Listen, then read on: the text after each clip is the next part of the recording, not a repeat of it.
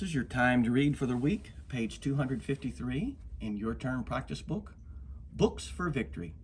As Carlos shivered on the snowy porch, he noticed a drooping banner in the front window.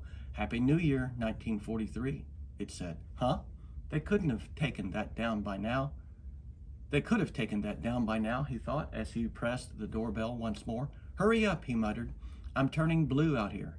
As he waited for his neighbor to answer the door, Carlos blew on his hands to warm them, glancing at his wagon piled with books. He thought back to last year and the reason he was out here again, collecting for the Victory Book Campaign. His brother Tomas had been in the army and stationed at a military camp across the country. Carlos had missed Tomas and looked forward to his letters. Carlos knew one of those letters by heart. There's nothing new to tell you, Tomas had written. We will train and drill every day. When we're not training and drilling, there's not much to do. I wish I had something good to read. Carlos had felt bad for Tomas. He wondered how he could help him.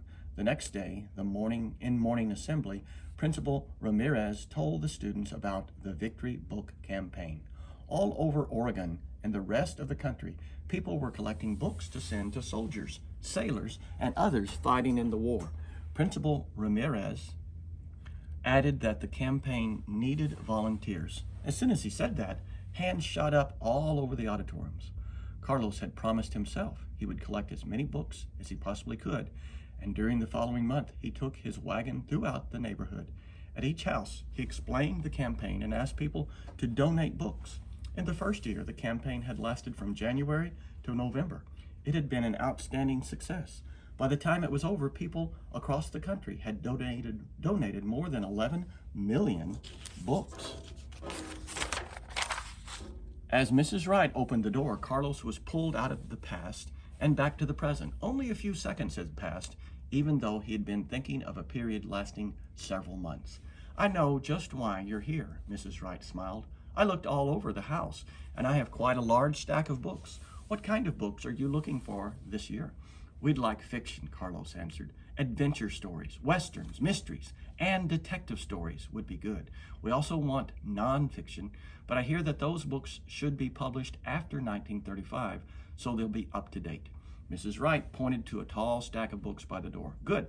I think these will all be suitable then, she said. You know, I'm reading some new novels right now.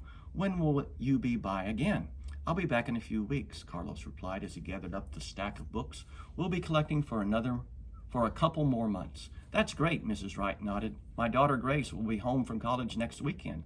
I'll ask her to go through her books and see what she'd like to donate.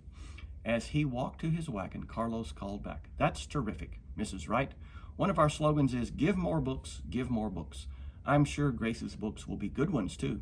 Thanks so much for these. Carlos and Mrs. Wright waved at each other, and he set off for his next stop, the library. There, volunteers would sort through what Carlos and others had brought in.